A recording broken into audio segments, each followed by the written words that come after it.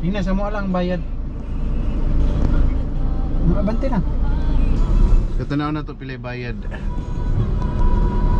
Sa atong sutaon kung tagpila ang bayad sa service. 730. Tama ba kung 730 ba? O pila per head? 60 per tao. 60 per tao. Kaya itong i-validate.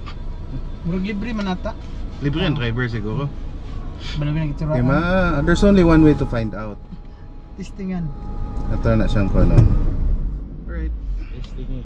Maayong hapon. May hapon. Isahan na lag resibo, boss. Philpost. Ay naman ay resibo, di ba?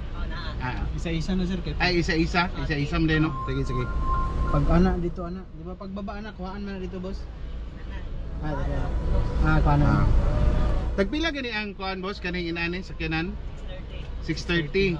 Tapos ang tao 60. So 60 ang tao, 630. Tulo. Tulo rami. Tulo rami tanan. 60 ang tao, 630 ang sakyanan. Opat. Opat. Wala libre day driver. Di duha ra sila. pasahero. Duha Duha ka ang sila. pasahero. Oo. Tulo apil driver. Ay upat da apil driver. Di tama eh. Dili, tama Tama ay lima. to, upat na pasahero. Ang lima to sila dai. Tama dai. Upat dito ang kuan. Duha ra diri ang pasahero. Karon pa magud mi ka sa kay diri boss. Sorry kay boss ha. Pila tanan, boss? Okay. Dali lang boss.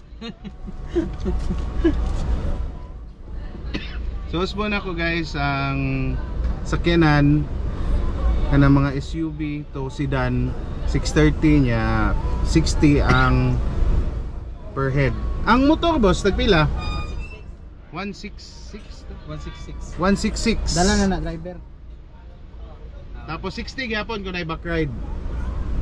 Dili, 426 pa siya. So 26 na. To 26 kung ay back ride. Kita na. 1620.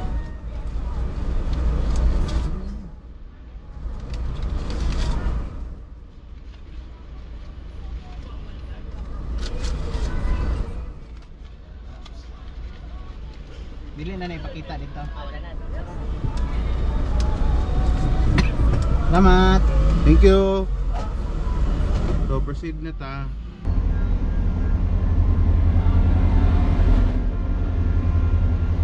Slide toilet.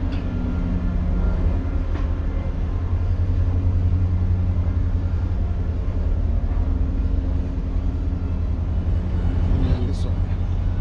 Passenger's cabin.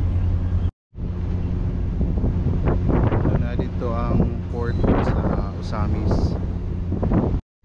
So sa ilahang cabin na po'y canteen.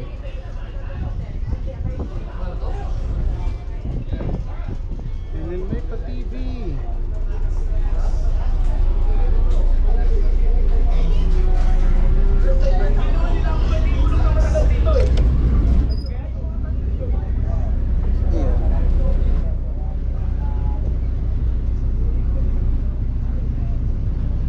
We already departed, guys.